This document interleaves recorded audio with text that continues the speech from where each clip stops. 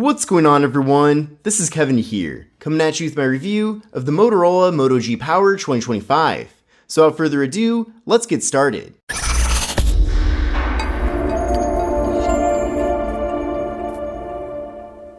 So this is the Motorola Moto G Power 2025. Now, as the name of this phone does imply, this device is the successor to last year's G Power 2024, and I have already done a dedicated comparison video of this phone versus that phone. But the G Power series from Motorola has always been very popular because we're getting very good specifications and features here, despite these devices actually being in the budget segment.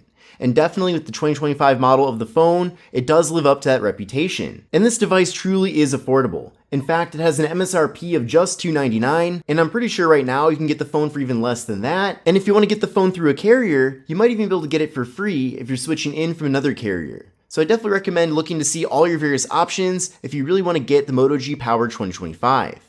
Now, before I get too far into things here with the device, let's see what all comes included in the box. So here is the box. It is a slim box with plastic-free packaging, and unfortunately there is no USB wall adapter included. But we'll open this up and see what all is here. But we're getting a quick start guide. We're also getting a double-sided USB-C cable for charging and data transfer. And then finally, we are getting a SIM card tool. Now, I always enjoy covering Motorola here on the channel because I feel like this brand especially gives us a lot of value, but at the same time, all of their phones run really well. Even their lower end phones like this one still perform decent and are actually usable. And that's not always the case for budget smartphones. Sometimes I test certain phones where I can't even imagine someone's using it as their actual phone. But this is certainly a phone that I feel like most people can certainly get by with day to day. And definitely if you're someone who kind of just wants the fundamentals of a smartphone, you're not going to have any issues here with this device. Now, another thing too is that with this phone, we're actually getting a really large display.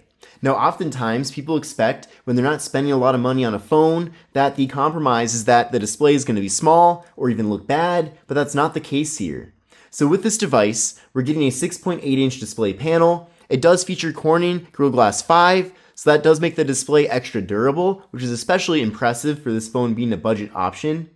Now, the phone does feature a plastic frame, so that is one compromise there, but it does feel of high quality. This phone doesn't feel like it's going to fall apart, that's for sure, so definitely a really good fit and finish here, considering the materials that we're actually getting. And then on the back of the phone, we're getting the silicone polymer material that Motorola calls Eco Leather.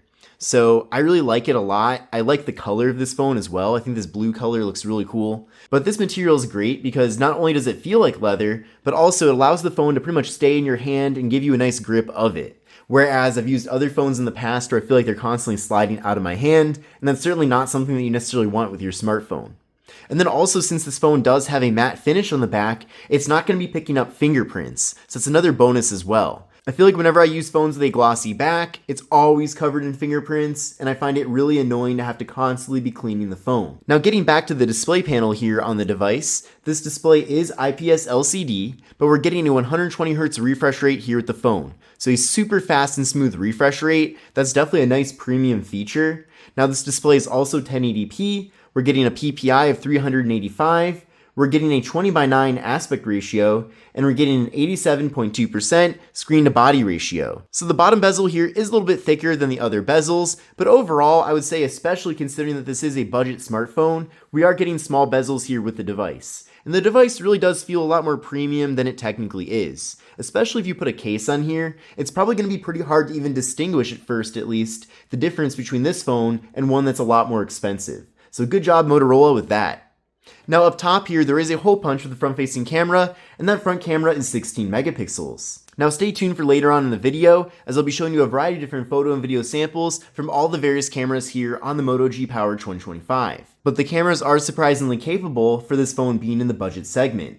Another impressive thing too is the amount of storage that we're getting here with the phone. So with this device, we're getting 128 gigabytes of storage along with microSD card expansion. Now 128 gigs can certainly get you pretty far, but it is nice knowing that you can always add in an SD card if you want to offload some photos and videos, for example, to free up some internal space. And also 128 gigabytes is the same storage configuration that we're getting right now with the brand new Google Pixel 10 Pro.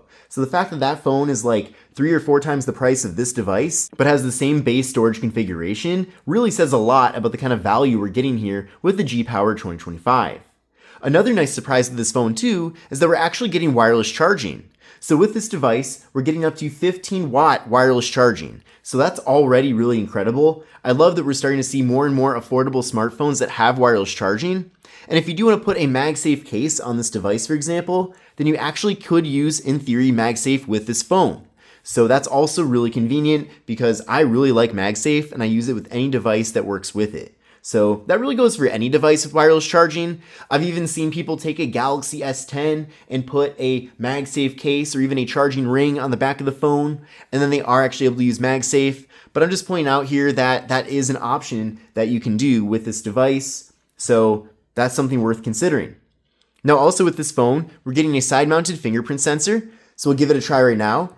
And that fingerprint sensor is super fast and responsive. I know that a lot of people might not be a fan of the fingerprint sensor being on the side of the phone versus being built into the display, like what we get with more premium options. But at the same time, I actually really like this placement. I'm glad it works well, and it's really not that big of a deal overall. Another nice thing too is that we are getting face unlock here with the device, so I do appreciate that we are getting multiple methods for getting into the phone. Now on the back of the phone, we're getting a dual camera setup. So we're getting a 50 megapixel main camera and an 8 megapixel ultra wide angle camera. And this other camera type of thing just assists with portrait mode. But here's how things look on the camera app. This is the main camera right now. Then from there, you can go over to 0.5 for the ultra wide. And then from there, you can switch around to the front facing camera. There's me, and you can take some selfies. You can also go to this button to take a group selfie, so it does crop out a little bit. So I like that we're getting so many different options here with the G Power 2025. There's also other modes too. There's of course portrait mode. You can get those nice blurred out backgrounds. You can even adjust the amount of blur as well. There's the More tab here with even more options. There's dual capture. You can capture with both cameras at the same time. So there's just a lot of abilities related to the cameras here with this phone, even though this is meant to be a budget option. But let's now take a look at some camera samples from the Motorola Moto G Power 2025. Now I'm actually really impressed with the camera quality with this device. I'm not gonna lie, at first I wasn't really sure what kind of results to expect, especially since this phone is meant to be a budget option. But I'm actually really impressed. I'm happy to see that these are good, usable photos. Maybe you're going on vacation and you wanna take your smartphone with you to preserve those memories. Well, you'll probably be taking your smartphone with you, but you want to take good looking photos with your smartphone's camera. Just know that you're not going to be disappointed here. Of course, compared to a $1,000 flagship smartphone, the quality isn't going to be nearly at that level. But these photos totally work. You can definitely tell just by looking at them right in front of you right now. These are good looking images. Same thing for selfies. That ultra wide camera also comes in handy and it works really well. So I would definitely give the camera quality with this phone a thumbs up. It is certainly passable. And I actually give MediaTek a lot of credit for why these images look so good. They've really been putting a lot of effort into optimization, which then correlates to how the phone actually performs with processing your images to make them actually look really good. So there's a lot going on behind the scenes to make the most of the camera sensors on this device, and clearly we're actually getting some good results from that. But let's now take a look at some video samples from the Motorola Moto G Power 2025. And one thing to let you know, this phone is limited to 1080p video with the front and rear cameras, which is a little bit disappointing, but let's take a look at those samples. What's going on everyone? This is Kevin here with a front-facing test video from the Motorola Moto G Power 2025. Definitely curious to know what you think of the video and audio quality. Now my air conditioner is right over there, which is why you probably hear a buzzing sound. So that is not from the microphones on this phone, thankfully. So just keep that in mind. And here's a test video using the main rear camera on the Motorola Moto G Power 2025.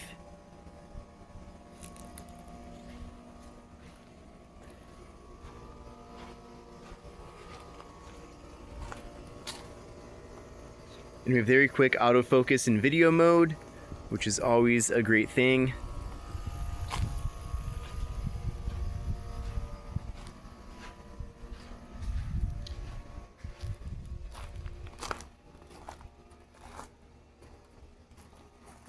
I'm definitely due to clean up the backyard a little bit.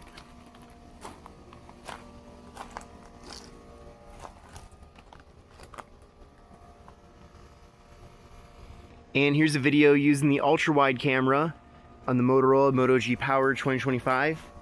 Now, interestingly, you cannot switch from one camera to another in the same video clip, so you do have to stop your video and then restart it. So keep that in mind. That's certainly not something that you encounter typically with a flagship smartphone. But I suppose with this phone being a more affordable option, that is a compromise that might be worth it.